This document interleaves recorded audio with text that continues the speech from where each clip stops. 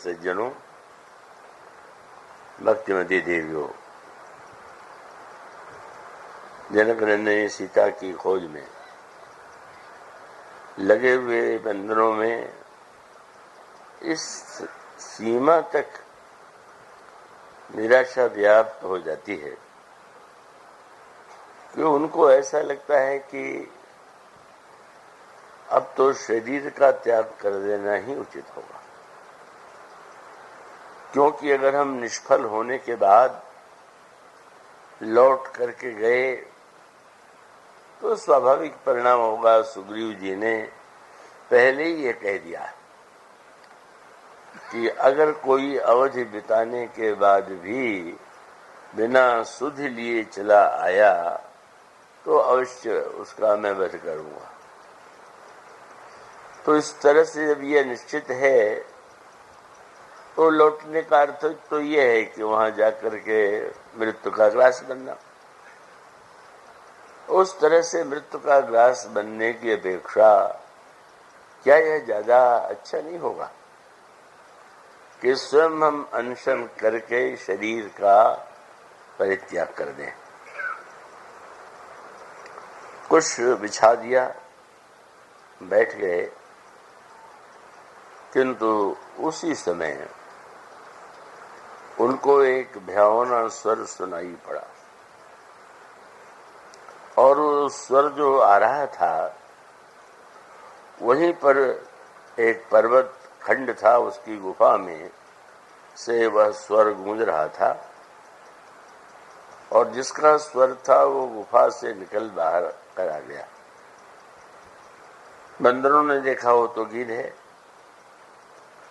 और गीध ने जब यह कहा कि बहुत दिनों से मैं भूखा था पर आज तो लगता है ब्रह्मा इतने प्रसन्न हैं कि एक साथ उन्होंने इतना भोजन दे दिया,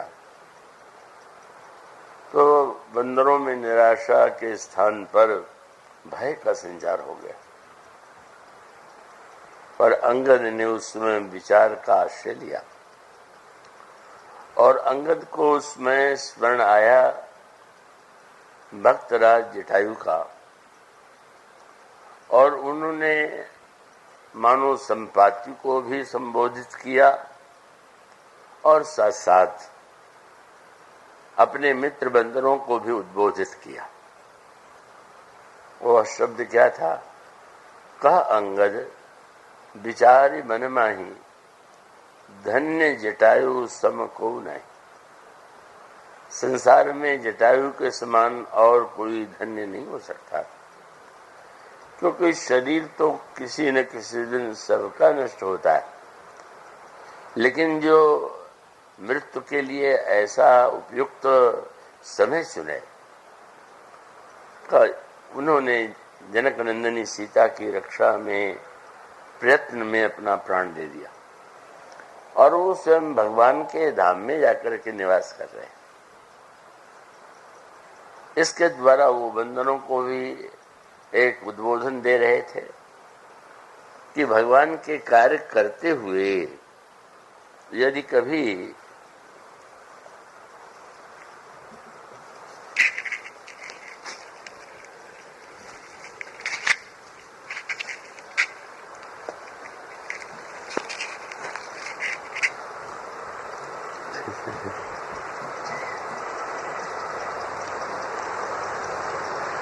निष्फलता का अनुभव, तो यह कोई निराश होने की बात नहीं।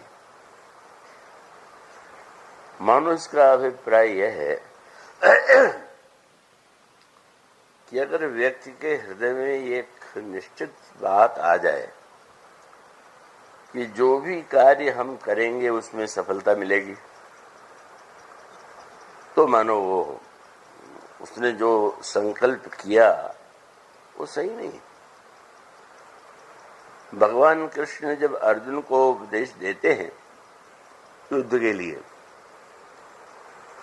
तो वे कह सकते थे कि तुम युद्ध करो, मैं तुम्हारा रथ हाँक रहा हूं, तुम्हारी विजय निश्चित है। भगवान कृष्ण स्वयं साक्षात ईश्वर है और वे जानते भी हैं, कह भी सकते थे। लेकिन उन्होंने जो अर्जुन को उपदेश दिया वो बड़े महत्वपूर्ण शब्दों में दिया। उन्होंने कहा, अर्जुन तुम्हें युद्ध से डरना नहीं चाहिए। और फिर उन्होंने 2 विकल्प बताए। मान लो युद्ध करोगे तो युद्ध में तुम जीत भी सकते हो, मर भी सकते हो, ये कह दिया। हतो वा प्राप्त से स्वर्गम, अगर तुम्हारा शरीर छूट जाएगा, मारे जाओगे, तो तुम स्वर्ग प्राप्त करोगे। और जित्वा वा भोक्ष से मही, अगर जीवित रहोगे तो इस पृथ्वी का भोग करोगे। तो वस्तुतः स्वर्ग का भोग और चाहे तो तुम इस पृथ्वी का भोग करोगे, इसलिए तुम्हें युद्ध अवश्य करना चाहिए।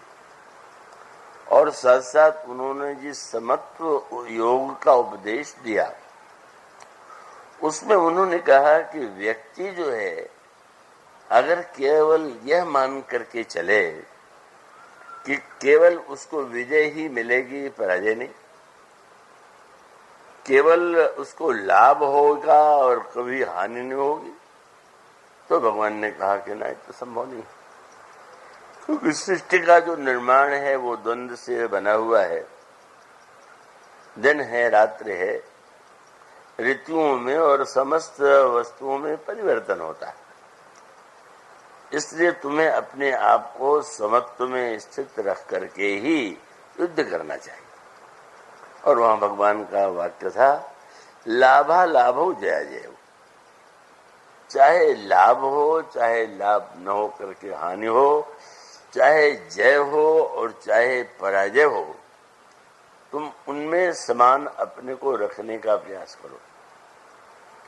और कितना बड़ा विलक्षण सूत्र है। और यह अगर सूत्र व्यक्ति समझ ले और वो यह मानने की भ्रांति न कर दे कि हमारे जीवन में जय ही जय, पराजय नहीं, हमारे जीवन में ऐसे ही ऐसे, हमारे जीवन में ऐसे नहीं है, वो संभव नहीं। तो इसलिए मानो जो पहले से इस बात के लिए प्रस्तुत है और उस समय जब वो कर्म में आरूढ़ होता है, तो भगवान ने एक बहुत सुंदर सूत्र दिया। महाराज, आप ये यदि कहते हैं तो व्यक्ति तो कोई भी कार्य करेगा तो फल के लिए करेगा।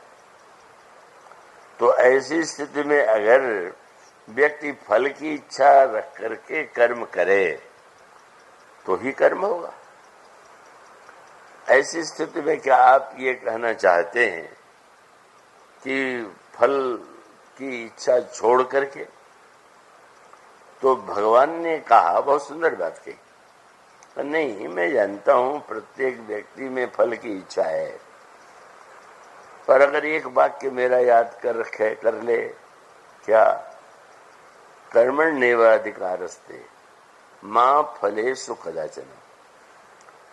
तुम्हारा अधिकार कर्म करने में है, उसका फल क्या होगा वो मेरे ऊपर छोड़ दो।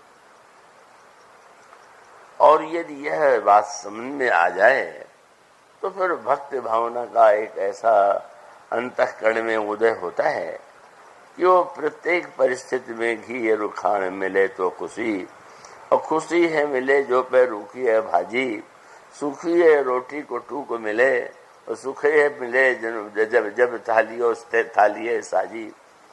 कंथा सुखी और सुखी साल पे, और प्यादे खुशी और खुशी चढ़े बाजी। तो आप चाहते क्या हैं? बोले राजी रहें रसिकेश घने, हम हैं नित राम के राजी में राजी।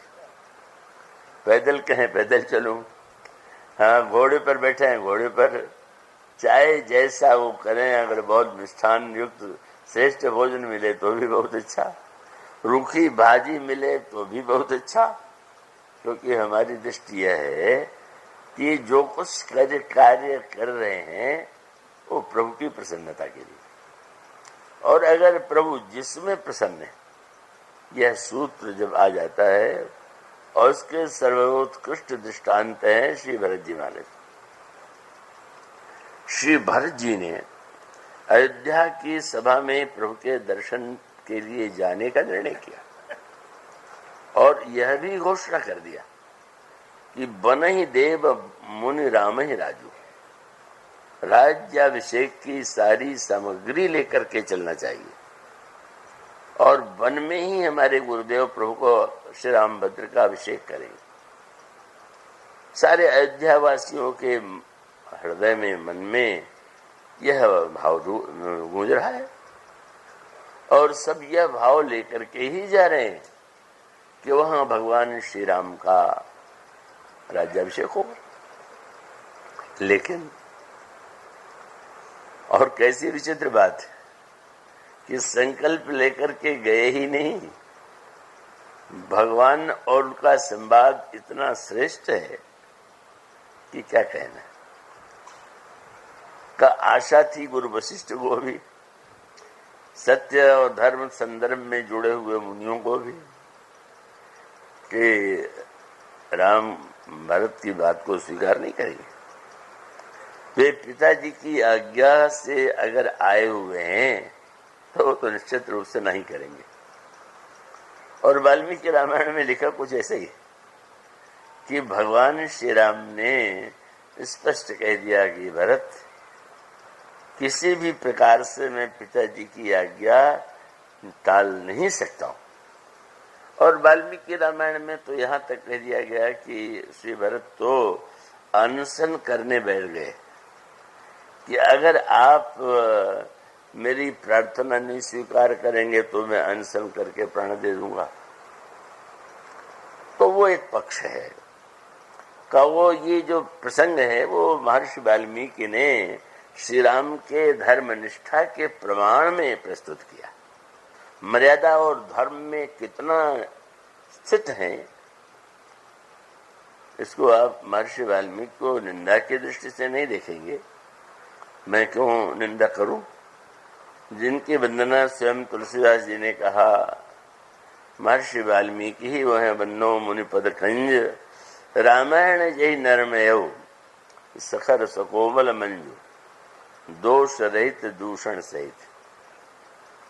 फिर बाद में किसी ने गोस्वामी जी से पूछा होगा कि आपकी रामायण पढ़ के तो ये लगता है कि आप कुछ कह रहे हैं, वाल्मीकि जी कुछ कह रहे हैं, तो उनकी बात ठीक कि आपकी बात? तो गोस्वामी जी ने कहा दोनों की बात ठीक है। दोनों कैसे ठीक हो सकती? क्योंकि कलप कलप प्रति प्रभु अवतर ही, चारु चरित नाना विधि करही। भगवान एक ही बार थोड़ी अवतार लेते, वो प्रत्येक कल्प में अवतार लेते हैं और विविध प्रकार के चरित्र करते हैं। तो ऐसी स्थिति में जो जिस कल्प के राम का चरित्र लिख रहा होगा उसका वैसा होगा। तो वाल्मीकि जी महाराज का कल्प दूसरा और मेरा कल्प दूसरा।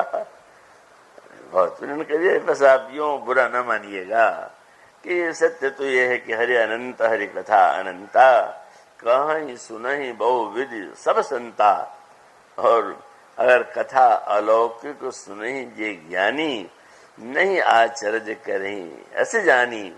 राम कथा के मिति जग नाही, अस प्रतीति तिनके मन माही। नाना भांति राम अवतारा, रामायण सतकोट व्यापारा। मानो वाल्मीकि, कई लोग ये मानने की भूल कर बैठते हैं कि गोस्वामी जी ने वाल्मीकि रामायण का अनुवाद किया या वाल्मीकि रामायण से लिया।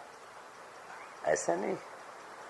वाल्मीकि महर्षि की वंदना करते हैं, पर वे जिन कल्प के राम की वंदना या आराधना वाल्मीकि जी करते हैं और तुलसीदास जी के जो श्री राम हैं वो अलग अलग कल्पों के। तो वाल्मीकि महाराज के महर्षि वाल्मीकि के राम मर्यादा प्रधान और तुलसीदास जी के राम या शंकर जी के नाम राम कहिए वो प्रेम प्रधान है। तो इसलिए भिन्नता मान करके बुरा नहीं। अब वो प्रत्येक जो धर्म प्रधान राम है और जो प्रेम प्रधान राम है उनमें तो अंतर होना स्वाभाविक है और इसलिए उनके नाम भी तो अनेक हैं। कहीं तो श्री राम जो हैं बड़े धैर्यशाली हैं और कहीं राम अधीर हैं। तो जब धर्म में स्थित होते हैं तो गोस्वामी जी कहते हैं भगवान राम जब लंका से लौट करके आए, विमान से उतरे, तो प्रभु ने पहला कार्य क्या किया? श्री भरत 14 वर्ष तक कैसी व्याकुलता से हर क्षण प्रतीक्षा कर रहे थे, मुनियों के हृदय में वैसी तो कोई व्याकुलता नहीं थी। तो प्रभु जो है सबसे पहले का श्री भरत को हृदय से लगा लें, ये कुछ ठीक लगता था, पर गोस्वामी जी ने शब्द बदल दिया। वो अयोध्या वाले राम दूसरे हैं, एक कल्प में ही नहीं, एक कल्प में भी अयोध्या के राम दूसरे और चित्रकूट के राम दूसरे। उसका उत्तर क्या तात्पर्य? वामदेव वशिष्ठ मुनि नायक, देखे प्रभु वही धरी धनुषायक। धनुष बाण रख दिया, गुरु जी को प्रणाम किया, ये क्या है? शिष्टाचार में लग गए। भरत वहां बेचैन खड़े हैं, बोले बस याद रखना ये धर्म धुरंधर रघुकुलनाथ अयोध्या में है, गुरुदेव के सामने ये धर्म धुरंधर है। धर्म की जो मर्यादा है कि सबसे पहले प्रणाम किया जाना चाहिए गुरुदेव को, ब्राह्मणों को, और बाद में जिससे अपना स्नेह का नाता है। तो गोस्वामी जी ने तुरंत कहा कि ये तो बस बड़े धीर है। तो धर्म में धैर्य की प्रशंसा, और प्रेम में अगर कोई धैर्यशाली बना रह गया तो प्रेमी है ही नहीं। इसका अर्थ है अगर धर्म की दृष्टि से कोई धैर्यशाली नहीं है तो अधूरा है। और प्रेम की दृष्टि से चित्रकूट में जिस समय श्री लक्ष्मण जी ने प्रणाम करके प्रभु को सूचना किया, कहत सप्रेम नाई महिमा था, भरत प्रणाम करत रघुनाथा। और तब जो राम उठे कौन है? वो धर्म धनंदर बिल्कुल नहीं। तब बोले उठे राम सुनि प्रेम अधीरा, कहूं पट कहूं निशंग धनु तीरा। चित्रकूट की प्रेममयी भूमि में वे अधीर हैं और अयोध्या की मर्यादा भूमि में वो धीर हैं। और मुख्यतः मूला दोनों के चरित्र का दर्शन अलग अलग है। कितने माम से मर्यादा में सत्य में दृढ़ हैं कि किसी तरह से उसे नहीं छोड़ना चाहेंगे, ये महर्षि वाल्मीकि कहते हैं। और धर्म का स्वरूप भी यही है कि आप अडिग रहिए अपनी आस्था पर, अपने उच्चारण पर। लेकिन यह जो धर्म और मर्यादा का सत्य है, और विशेष रूप से चित्रकूट की प्रेम भूमि में श्री भरत आए हुए हैं, और श्री भरत आए हुए हैं श्री राम के राज्याभिषेक के लिए। सामग्री लेकर के आए हैं तिलक की, और गुरुदेव साथ में आए हुए हैं।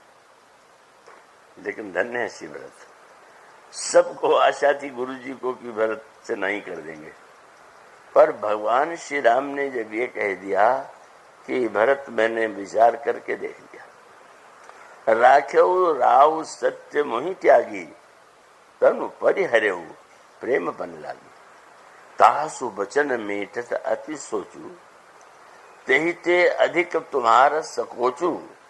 और मेरी घोषणा है, भरत कहें सुई किए भलाई, अस कही राम रहे अरगाई। जो भरत कहेंगे वही मैं करूंगा। बेचारी देवता तो बेहोश होने लगे। लीजिए, इतना योजना बना करके इनको बन भेजा, और यहाँ घोषणा हो गई कि जो भरत कहेंगे वही कर दूंगा। और तब भगवान राम ने देखा कि भरत तो बोल नहीं रहे, तो आपने कहा भरत संकोच मत करो, मन प्रसन्न न कर, सकुच तज कहु करऊं सुयार। तुम प्रसन्न मन से संकोच छोड़ करके आज जो कहोगे वही मैं करूंगा। अब गोस्वामी जी ने दोहे में लिखा कि सत्य संदर रघुबर वचन सुनिभा सुखी समाज। अयोध्या वाले तो बहुत प्रसन्न हुए, बोले श्री राम तो बड़े सत्यवादी हैं, और जब भगवान राम कह रहे हैं कि भरत तुम जो कहोगे मैं वही करूंगा, तो क्या है, भरत के कहने में और प्रभु के करने में देर है, राज्य तिलक हो जाएगा और प्रभु पधारेंगे।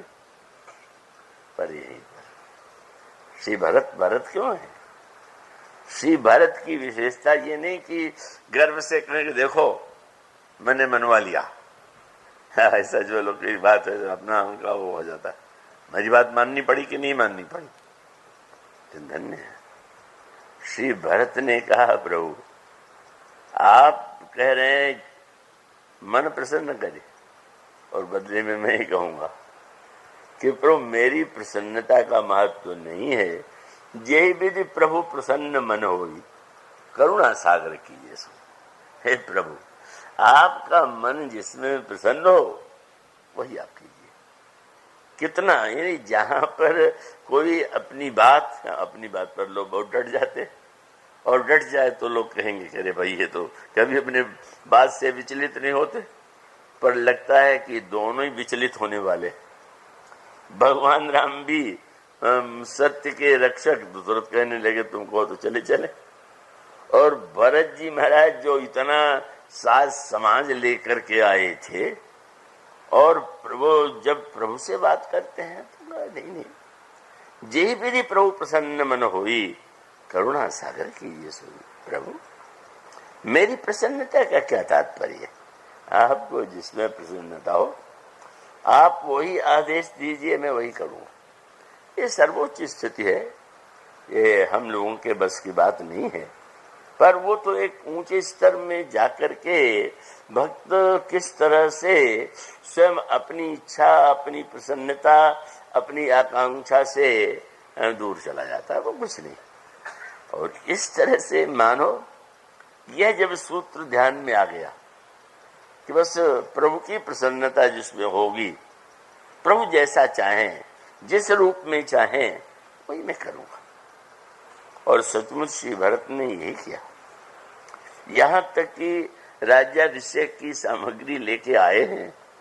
कोई दूसरा हो तो कह लीजिए हम तैयारी करके आ गए, कोई विवाह मंडप में विवाह के सामग्री के साथ एकत्र हो और दूल्हा जी चले जाए, तो वो तो बड़ा विचित्र दृश्य होगा।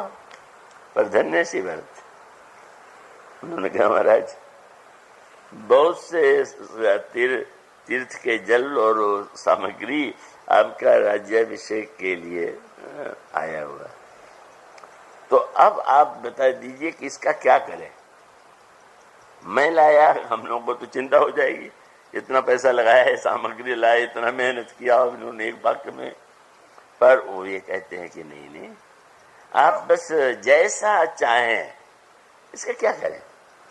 और प्रभु ने तुरंत कहा कि भरत तुम महर्षि अत्रि के पास जाओ, और महर्षि अत्रि जहां इस जल को, तीर्थ के जल और सामग्री को रखने के लिए कहें, तुम वहीं पर उसको स्थापित कर देना। कितनी बड़ी बात थी। प्रभु की दृष्टि कहाँ है, और प्रभु की दृष्टि इतने महत्व की है कि लगा तो उन्होंने कि भरत की बात को तो नहीं माने, क्योंकि अंत में तो लौट के चले गए। पर नहीं, क्या जिस समय अत्रि जी के पास गए तो एक स्थान, आप में से जो लोग चित्रकूट यात्रा में गए होंगे वो जानते हैं कि स्थान है जिसका नाम भरतकूप। तो भरतकूप जो है वो सूखा पड़ा हुआ था, सूखा कोई पुराना कुआं रहा होगा। उन्होंने श्री भरत जी से कहा तुम यहीं तीर्थ का जल स्थापित कर दो। सूखे कुएं में तीर्थ का जल जिस समय कहा, तब पता चला कि भगवान श्री राम मानो यह बताना चाहते थे कि मैं अगर सिंहासन पर बैठ जाऊंगा तो इस युग के लोग प्रसन्न होंगे, लेकिन भरत का लाया हुआ जो भरत की सामग्री जो है वो तो युग युगों तक जीव का कल्याण करती रहे। और इसलिए अत्रि जी ने यह कहा भरत अब इसका नाम श्री राम के नाम पर नहीं, भरत के नाम पर। भरत कूप अब कहिए लोग, आज से इस स्थान को लोग भरतकूप कहेंगे। और ये भी कह दिया कि ये पहले भी कुआं था पर सूख गया था। तात अनादि सिद्ध थल येहू, लोप्यहु काल विदित नहीं केहू, पर विधि बस भयऊ विश्वोपकारू। प्रभु ने कितना महान कार्य किया।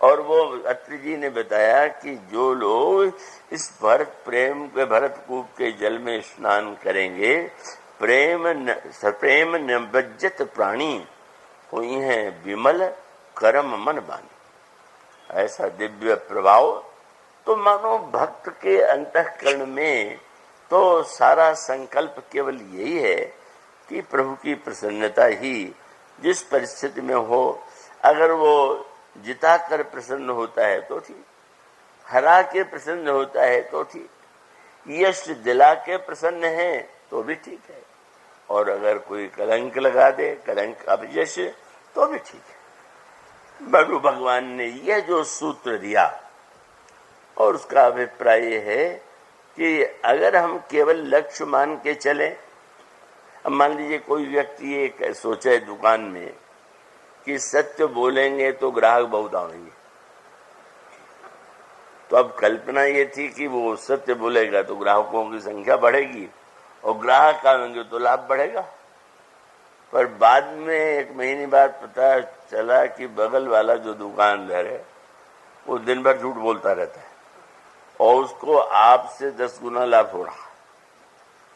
तो अब लाभ वाला कहेगा चलो भाई हम भी यही करें, हम भी इतना झूठ बोले कि 100 गुना लाभ हो। तो अब जो व्यक्ति किसी वास्तु को स्वीकार करेगा तो ये नहीं कि इससे हमें लाभ हो जाएगा, इससे मुझे हानि होगी, ये तो केवल शुद्ध व्यवहारिक व्यापार है। जो इस भगवत प्रेम का, भक्ति तत्व का, भक्ति साम्राज्य का जो व्यापार है वो तो अलग प्रकार का है। इसलिए अंगद का तात्पर्य क्या था? जटायु जी ने कहा कहाँ जा रहा है, सीता जी को आश्वासन दिया, सीते पुत्र कर जनित त्रासा, करिहूं जात धान करना सा। पुत्री चिंता मत करो, मैं रावण का वध कर दूंगा। ऐसा तो नहीं हो पाया। जटायु जी रावण का वध तो नहीं कर पाए और इसके पश्चात भी युद्ध किया और युद्ध में भी हार गए। काटेसी पंख परा खग धरनी, उस युद्ध में कुछ क्षणों के लिए रावण भले ही हारा, लेकिन अंत में रावण तलवार से लेकर निकाल करके उनका पंख काट देता और नीचे गिर पड़े। अब वहां पर मानो यूं व्यवहारिक अर्थ में देखें तो गिरिराज हार गए। जो कहा था वो पूरा हुआ नहीं और शरीर में इतना कष्ट हुआ। लेकिन गिरिराज का जो जीवन है जितना धन्य है, अंगद यही कहना चाहते थे। हम लोग एक उद्देश्य से चले, जनक नंदिनी सीता की खोज के लिए चले और ये चाह तो यही थी कि उनका दर्शन हो, पर दर्शन नहीं हुआ तो क्या हुआ? अगर जटायु जी ने अपना शरीर केवल जनक नंदिनी की रक्षा में छोड़ दिया और भगवान राम ने तो ये नहीं कहा कि आप क्यों नहीं बचा पाए। भगवान राम तो गोद में लेकर के अपनी जटाओं से जिनके शरीर का धूल पहुंचते हो, जिनके सिर पर हाथ रख करके पीड़ा दूर कर रहे हो, इसका तात्पर्य है कि हम निश्चित रूप से ये मान करके जब चलेंगे तो उस समय हमें एक नई दृष्टि मिलेगी और वो दृष्टि जो है वो जटायु जी को मिली। क्यों? पंख कटके गिरे तो यही सोच सकता था दूसरा व्यक्ति, भाई वो ज्यादा वीर था, उसका तलवार की धार तीक्ष्ण थी, लेकिन जटायु जी के मन में क्या बात आई? वही भक्त के हृदय में आता। क्या बोले? काटे सी पंख परा खग धरणी, पर क्या लगने लगा?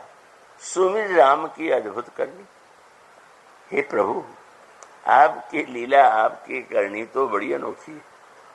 आपने न जिता के मुझे रावण को जिताया तो ये रावण में सामर्थ्य है क्या? आप नहीं, आपके इसमें कोई उद्देश्य होगा, आपकी कोई लीला होगी। और इसका अर्थ है कि जब हम किसी लक्ष्य की दिशा में अग्रसर हों तो सफलता, जय और पराजय उसको दृष्टिगत रख करके नहीं, यह मान करके ही चलें कि भगवान की प्रसन्नता के लिए यह कर्म मैं कर रहा हूं और उसका फल देना न देना, क्या देना, ये सब का सब उनके हाथ में। और इसलिए भगवान कहते हैं अर्जुन से कि तुम्हारा अधिकार ही नहीं, अधिकार तो मेरा है, तुम्हारा अधिकार जो है तुम करो, कर्म देना, तुम कर्म करना तुम्हारा कार्य है और फल देना न देना या क्या देना ये मेरा कार्य है। सुग्रीव ने भगवान से पहले कहा बाली ने बड़ा कष्ट दिया है, भगवान ने कहा हम बाली का वध कर देंगे, तुम्हारी रक्षा करेंगे। थोड़ी देर बाद बदल गए, बोले महाराज बाली तो हितैषी है, आप मिल गए, अब मुझे कुछ नहीं चाहिए। अब वो तो बदलता जा रहा, अभी कुछ कभी कुछ। और तब आनंद आया कि जिस समय भगवान ने कहा, समझाया कि यहाँ जो कुछ कहो सत्य सब सोई, पर सखा बचन मम मृषा न होई। तुमने जो कुछ कहा वो सत्य है, पर मित्र मेरी बात भी झूठी नहीं होगी। ये क्या हुआ? भगवान का मीठा व्यंग्य था, तुम वो कह रहे हो जो सिद्धांत के रूप में सत्य है पर कहीं से भी तुम्हारे जीवन में नहीं, और मैं जो कह रहा हूं वही है कि जो सचमुच है और होना चाहिए। और उसके बाद बहुत आनंद आया। अब महाराज, अब बोले जाओ जरा गर्जना करो, बाली को ललकारो। तो महाराज आपने तो ये कहा था कि मैं बाली को एक बाण से मारूंगा, तो आप लड़ेंगे कि मैं लड़ूंगा? तो भगवान ने हंस करके कहा कि लड़ोगे तुम, मारूंगा मैं। ये भगवान की और तो कहो तो यही, तुम लड़ो और लड़ने में जो हो सो सहो, पिटो पिटाओ, कष्ट पाओ, अब उसके बाद मैं जो करना है वो तो मुझे करना है। वही कर्मण्येवाधिकारस्ते मां फलेषु कदाचन। तो मानो यह सूत्र ऐसा था तो बहुत बड़ा था, और अंगद ने इतने उपयुक्त समय में यह बात कह दिया कि बंधनों का की निराशा और भय दूर हो गया। अगर शरीर के द्वारा कल्याण हो तो भी ठीक, और शरीर छोड़ना हो, गिरिराज जी की यही भावना थी। पीड़ा हो रही है तो शरीर प्राण अलग होना चाहते हैं, पर वो कहते हैं नहीं नहीं, तुम कष्ट रह करके तुम्हें अपने शरीर को रखना, और तुम पहले अगर शरीर छोड़ देते हो तो इसका अर्थ है तुम पापी। गीतावली रामायण। वो समय के चाहत चलन प्राण पामर, बिनु सिय सुधि प्रभु ही सुनाए। हमें एक कार्य करना है, और प्रभु ने रावण के हाथ से पंख कट जाने के बाद भी ये भी तो रावण कर सकता था कि सिर काट देता, तो सिर काट देता तो कोई मेरी कोई भूमिका नहीं थी, पर सिर नहीं काटा, पंख नहीं काट दिया, तो इसका अर्थ है प्रभु ने कहा कि नहीं, तुम्हारा अभी ये कार्य बाकी और तुम्हें सुनाना है, तो वो कार्य मैं करूंगा। और जब सुना चुके और प्रभु कहने लगे कि अब आप जीवित रहिए, बोले महाराज बस जो आपने चाहा वो मैंने किया। आप तो इस समय उस समय चले जाने में मुझे एक चिंता थी कि मैं आप तक समाचार नहीं दे पाया, लेकिन अब तो वो मेरी भूमिका समाप्त हो गई, और उस भूमिका के बाद फिर आप जैसा चाहते हैं वही होता है। तो मानो अंगद की यह विचार युक्त वाणी बड़ी दिव्य थी, और उस दिव्य वाणी से बंदरों को एक साहस मिला और परिणाम भी सामने आया। बूढ़े ये भी हैं, संपाति, पंख भी नहीं है, इतना असमर्थ देख करके तब उसके बाद संपाति ने कहा डरो मत, और तब जो 4 सूत्र दिए जिसकी चर्चा कल प्रारंभ की गई थी, उन्होंने कहा कि क्या आप लोग पहले तो मैं जो कह रहा हूं उसे देखिए। वो समुद्र में लंका, लंका में अशोक वाटिका, अशोक वाटिका में सीता जी। बंदरों को नहीं दिखाई दे रहा है। तो बंदरों ने कहा मैं देखूं, गीध ने कहा मैं देखूं, तुम नाही न गीधे दृष्टि अपार, बूढ़ भयऊ न तो करते हूं कछुक सहाय तुम्हार, जो लांघे सत जो जन सागर, करे सुराम काजमती आगर। इस 100 योजन समुद्र को जो पार करेगा को वही भगवान का कार्य पूरा करेगा। अब बंदर फिर हाथ पैर ढीले हो गए, दर्शन दिया, ये कह दिया खाएंगे नहीं, और कह दिया, बता भी दिया कि वो सीता जी, और कह दिया हम तो कुछ नहीं करेंगे, और ये भी कह दिया कि आप लोगों में जो मत आगर होगा कब वो उस कार्य को करेगा। जब संपादी ने देखा कि ये तो कुछ घबराए हुए ही हैं, कथा का प्रभाव सब पर समान थोड़ी पड़ता, क्योंकि कथा कौन किस रूप में कैसे सुनता है उसका तो सारे अगर श्रोताओं से पूछा जाए कि कथा आप क्यों सुनते हैं, तो इतने नए तरह के उत्तर। ये भोपाल में मैंने देखा कि समाचार पत्र वाले कुछ संवाददाता जाके अलग अलग श्रोताओं से पूछते हैं आप कथा कितने दिनों से सुन रहे हैं, फिर पूछते हैं क्यों सुन रहे हैं, उससे आपको क्या लाभ हुआ, तो उनका अलग अलग उत्तर होता है। और एक उत्तर तो मैंने जो सुना वो तो कभी मैं भूल ही नहीं पाता। और वो जबलपुर का था, एक श्रोता ऐसे थे कि जो सबसे पहले कथा में आते, और उतनी महंगी माला की कोई नहीं, उतनी माला लेकर के आते, मुझे पहना देते, और वो बैठे रहते, मैं वंदना करता तो भी बैठे रहते, कीर्तन में भी बैठे रहते, पर जो ही कथा मैं करता प्रारंभ वो उठ के चले जाते। पहले दिन तो लगा कोई कार्य जल्दी का होगा, और जब 2-3 दिन वही, तो मुझसे नहीं रहा गया। किसी से मैंने कहा कि भाई पता लगाओ ये इतना परिश्रम करके आते हैं और इतनी जल्दी चले क्यों जाते हैं। उन्होंने गहराई से उनके मित्र से पूछा कि जरा बात क्या है, तो उन्होंने कहा मैं कथा में तो एक ही उद्देश्य से जाता हूँ, मैं देखता हूँ कि जब पहला वाक्य बोलते हैं तो उस समय हाथ में कितनी अंगुलियां उठती। क्यों? बोले पहले दिन मैंने उसके अनुकूल का सट्टा लगाया तो बहुत लाभ हुआ, तो मेरा उद्देश्य तो यही देखना है, हमारा कथा का परम फल यही। अब भला सोचिए, अब मेरी अंगुलियों से कोई व्यक्ति अगर गणना करने लगे और उसको ही चमत्कार मान करके, मानो ऐसे विचित्र श्रोता होते।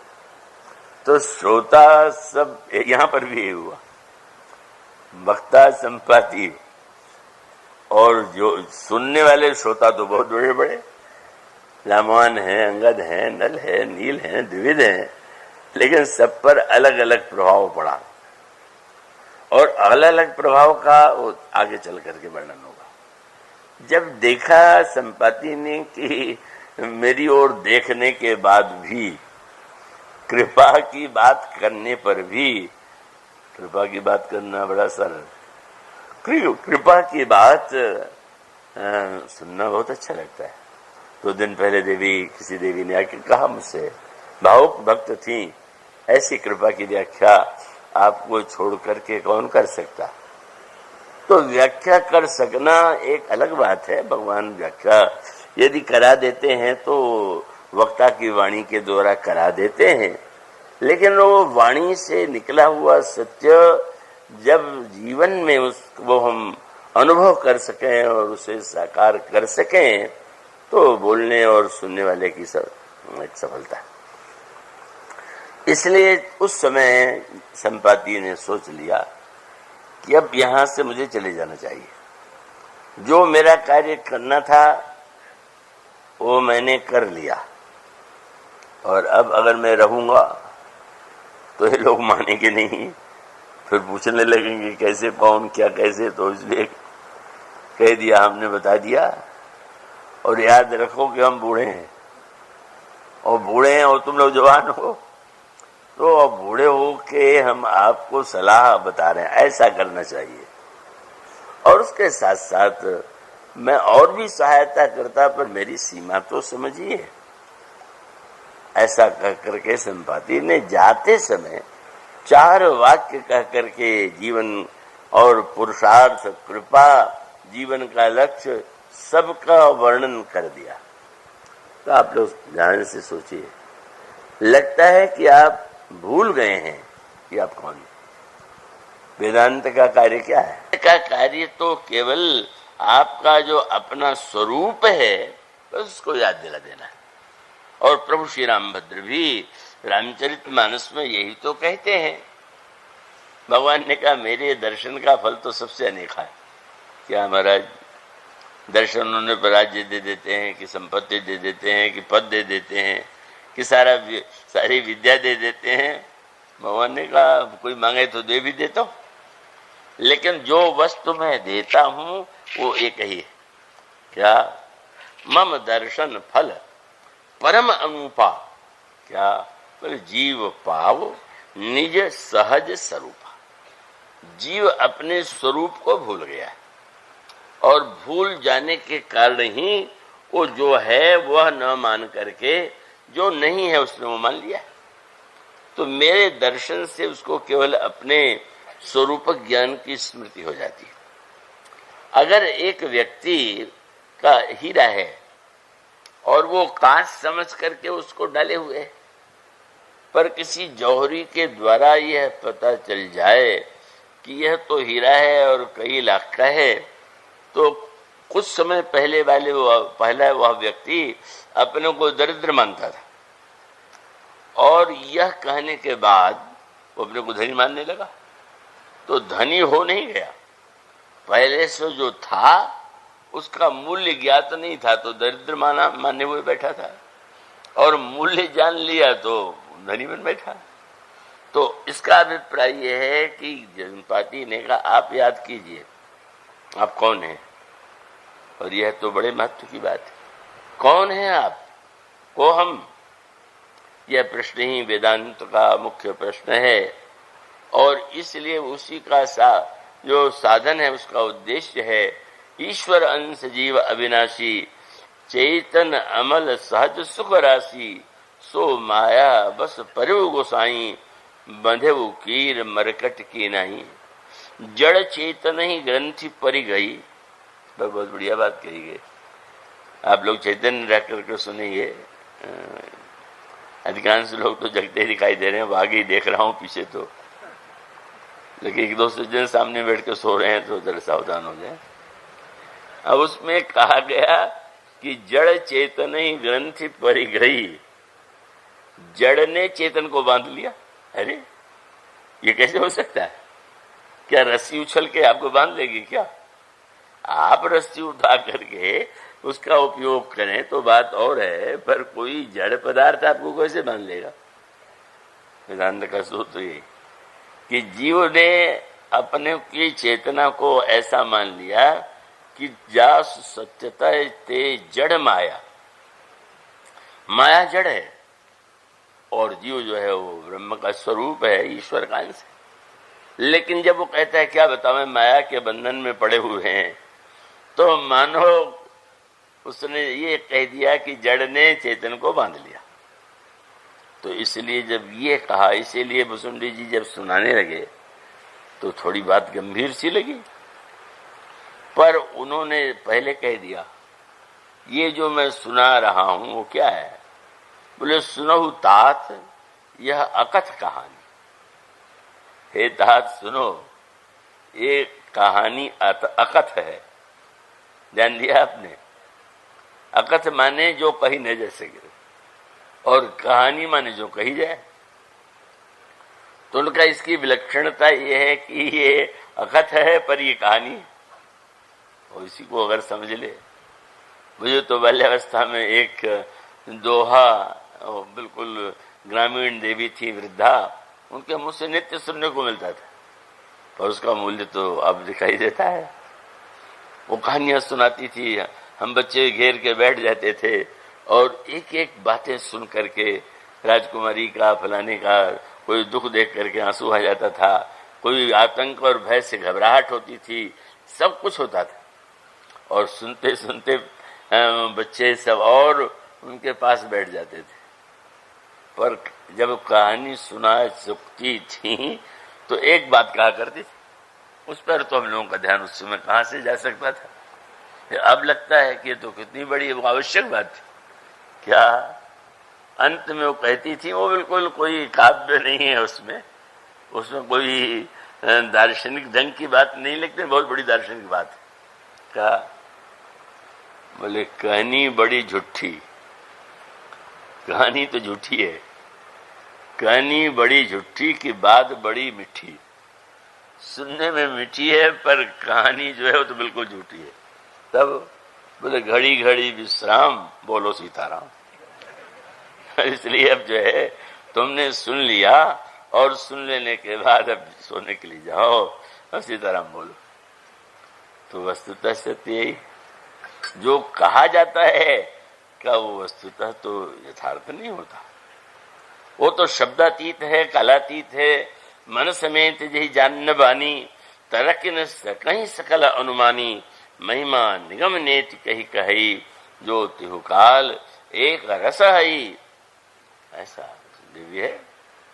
तो ऐसी स्थिति में उस जीव, ब्रह्म का जो अंश जीव है, ईश्वर अंश जीव अविनाशी, चेतन अमल सहज सुख राशि। लेकिन सो माया बस परेऊ गोसाई, बंधे वो कीट मरकट की नहीं। और तब था जड़ चेतन ही ग्रंथि पड़ गई। जड़ और चेतन में गांठ पड़ गई। और अगला वाक्य बड़ा विचित्र है। क्या बोले, जतपे मृषा, कह तो रहे हैं कि गांठ है, बोले झूठी बात, लेकिन छूटत कठिन है। सच्ची गांठ हो तो छूटना आसान है, और गांठ अगर नकली हो तो क्या छोड़ना है। आपने मान लिया कि हम बंधे हुए हैं, तो अब क्या करें आप, दूसरा क्या करेगा आकर के। इसका अभिप्राय ये है कि जो नशा होता है वो सबसे कठिन होता है छूटना। आपको कोई बीमारी हो तो दवा देना सरल है, पर मन की बीमारी हो जाए कल्पना में कि मुझे तो ये रोग हो गया, और कई लोग तो जैसा मैंने कहा जो बात सुनते हैं वही लगने लगता है, ये रोग मुझे है। तो अब ऐसी स्थिति में अगर डॉक्टर ये कह दे कि तुम्हारे मन का वहम है, तो वो डॉक्टर की बात पर विश्वास नहीं करते, समझते बड़ा मूर्ख है।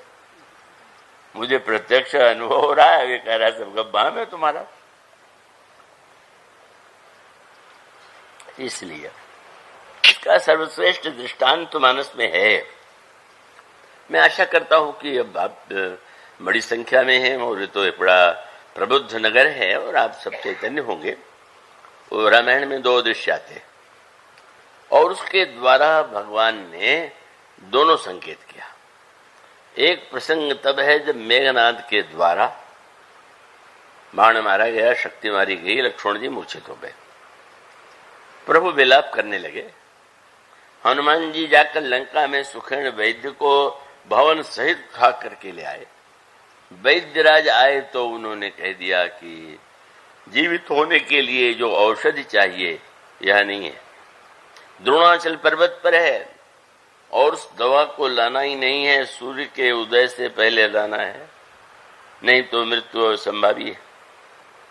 और तब यह कार्य हनुमान जी को सौंपा गया। इसीलिए सुखेण वैद्य ने लक्ष्मण जी की मूर्छा दूर कर दिया, पर लंका में किसी योद्धा की मूर्छा दूर की ऐसा वर्णन नहीं आता। क्यों नहीं?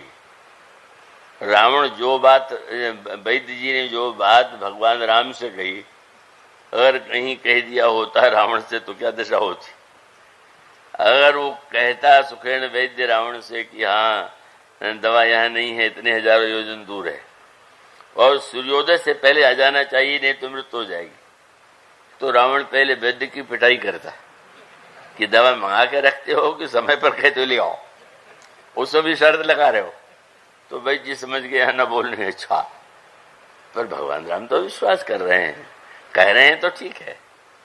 और कह रहे हैं तो ठीक है। तो प्रभु ने ये संदेह होना, तर्क से संदेह होना स्वाभाविक है। रावण लंका, सुखेण वैद्य लंका के हैं, तो रावण के वैद्य हैं, तो उसकी बात सुन करके भ्रम तो यही हो सकता था कि ये चतुराई से लक्ष्मण को न बचाने के लिए बहाना बना रहा है कि ऐसी बात कह दे कि वो हो न पाए और हम कैसे क्या बतावें, दवा समय पर नहीं आ पाई।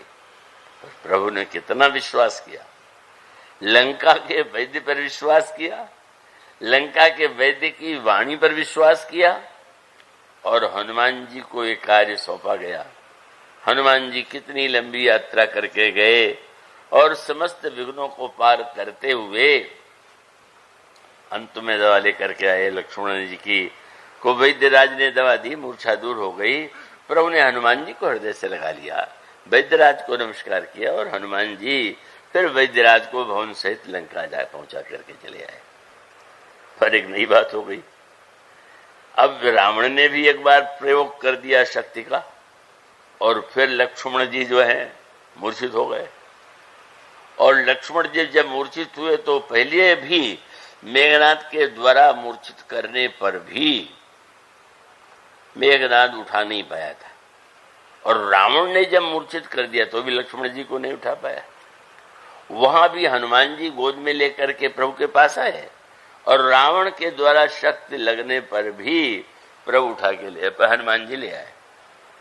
बंदरों को लगा क्या सुखेण वैद्य को फिर से बुलाया जाएगा क्या? रावण ने जाने कितना प्रबंध कर दिया होगा कि कोई वैद्य को ले जाने न पावे, और फिर कितना समय लगा, कैसा प्रभु ने विलाप किया, सब लोग दुखी हो गए। फिर से वो अवसर आ रहा है, पर बंदरों ने आश्चर्य से देखा क्या प्रभु ने तो वैद्यराज को भी बुलवाया नहीं, हनुमान जी को दवा लाने का काम भी नहीं सौंपा। अरे क्या आज क्या बात। और जब प्रभु लक्ष्मण के कान के पास अपना मुख ले गए तो उसमें मूर्छित लक्ष्मण के कान में क्या करें। और तब जानते हैं आप, प्रभु ने लक्ष्मण जी से कहा कितनी बार मूर्छित हो गए, तुम भूल गए कि तुम कौन? ये स्वरूप ज्ञान। औषधि के द्वारा रोग का निवारण उनका एक वाक्य था, लक्ष्मण तुम कृतांत भक्षक सुरता था, तुम तो काल को खाने वाले, तुम लक्ष्मण हो, अनंत हो। और सुनत बचन उठे, हर्षित उठे, लक्ष्मण जी मुस्कुरा करके बैठ गए। हनुमान जी ने चरणों को पकड़ करके कहा कि कैसी बढ़िया लीला आपने की, अगर मुझसे फिर वैद्य बुलवाते, दवा मंगवाते तो लायक समझ में आता कि मैं न होता तो ये काम कैसे होता। पर आपने तो मेरा अभिमान दूर करने के लिए दिखा दिया कि आपने तो लक्ष्मण जी के स्वरूप का स्मरण करा दिया और उतने में मूर्छा दूर हो गई। तो ये स्वरूप का संबंध का जो ज्ञान है, यही वस्तुतः मुक्ति है। जीव इसको भूल गया। संबंधियों का नाम गिनाने के लिए किसी से कहिए तो 10 नाम गिना देगा, और कभी कभी तो इतना घुमावदार संबंध बतावेगा कि सुन के समझ में नहीं आता कह क्या रहा है। उनके ये किसी न किसी तरह से बड़े नेताजी से या बड़े पदाधिकारी से कोई न कोई संबंध तो बनानी है, इतनी गुत्थी। पर सारे संबंधियों का नाम गिनाने पर भी वह संबंधी जो आपका अनादिकाल से अनंत काल तक संबंधी रहने वाला है, उस संबंध को हम भूल गए। हम भूल गए हम किसके संबंधी हैं, और जिन लोगों के हम संबंधी हैं वो बेचारे स्वयं भी वैसे ही हैं। 19-20 कुछ न कुछ उनके सामने भी है। इसलिए याद रखिए। और यही शब्द संपाति ने कहा, आप लोग जो इतने घबराए हुए हैं इसलिए कि आप भूल गए कि आप कौन हैं। आपको केवल यही याद रह गया कि मैं तो देवताओं के रूप में, बंदरों के रूप, देवता बंदर बन के आए हैं, हम उसके पुत्र हैं, हम उसके पुत्र हैं, हम उसके पुत्र हैं। लेकिन अगर ये स्मरण कीजिएगा, जामवान जी ने कहा, हनुमान पवन तनय बल पवन समाना, तुम तो पवन के पुत्र हो, तुम में तो पवन के समान बल है। पर हनुमान जी के कान पर जो कुछ नहीं। आश्चर्य हुआ। पवन तनय बल पवन समाना और बुद्धि विवेक विज्ञान निधाना। कौन सो काज कठिन जग माही, जो नहीं होई तात तुम पाई। फिर भी हनुमान जी पर प्रभाव नहीं पड़ा। क्यों? अगर हनुमान जी कहीं ये मानने की भूल कर बैठते कि ये पवन के पुत्र हैं और पवन के समान बलवान हैं, तो पवन से तो रावण पंखा जलवाता है। वो तो रावण की सभा में उनकी कोई हैसियत ही नहीं। इसलिए पवन पुत्र बन करके नहीं, मन उसका अर्थ ये था कि आप लोग संसार के सारे संबंधों को याद कर रहे हैं और जो सबसे बड़ा संबंध है, आपको किसने भेजा है, क्यों भेजा है, जिसने भेजा वो कौन है। आप यदि यह याद करने तो बस एक शब्द पहला उन्होंने ये कहा, बस केवल याद रखिए कि आप श्री राम के दूत हैं। बड़ा अद्भुत शब्द है, समय भाव से इसकी चर्चा नहीं हो सकेगी। ये दूत शब्द जो है बड़ा अद्भुत। माने रावण तो दूत को बड़ा तुच्छ मानता है और रामायण में दूत को सर्वश्रेष्ठ मानता है। ये अलग प्रसंग है। अंगद को तो रावण ने यही, अंगद से रावण ने कहा कि अरे तू बालिका बेटा हो करके निज मुख तापस दूत कहाए हो। अपने मुख से तू इतने बड़े योद्धा का पुत्र होते हुए उस वनवासी के दूत बन गए। तो इतना तुच्छ काम तुझे दिया गया, राजा न बना के दूत बना दिया गया। रावण मानता है दूध की क्या हैसियत, दूध का क्या महत्व है, और इसलिए कह दिया कि अरे।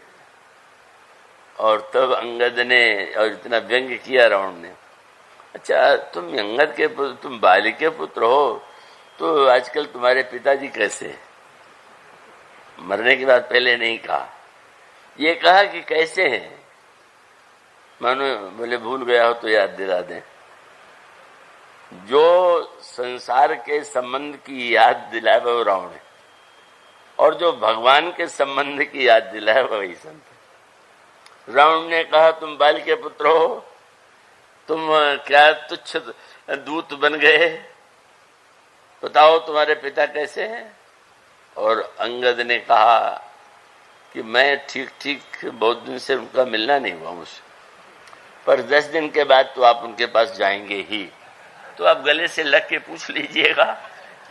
ऐसा कह दिया दिन 10 गए बालीपन जाई। और तब ये कहा अरे रावण, जो जिन प्रभु के चरणों का ब्रह्मा और शिव भी उनका चरण चाहते हैं, उन्होंने कृपा करके दूत बना दिया। और तासु दूत होए हम कुल बोरा, ऐसो मतिबुर विहर न तोरा। भगवान का दूत बनना एक तुच्छ कार्य है, ये तेरी बुद्धि जो है कितनी निकृष्ट है, ये सिद्ध करता है। तो सचमुच रामदूत का याद स्मरण कीजिए, आप राम के दूत। पर रामदूत शब्द के पीछे क्या क्या छिपा है, उसकी चर्चा तो कल ही करनी होगी। बोलिए सियावर।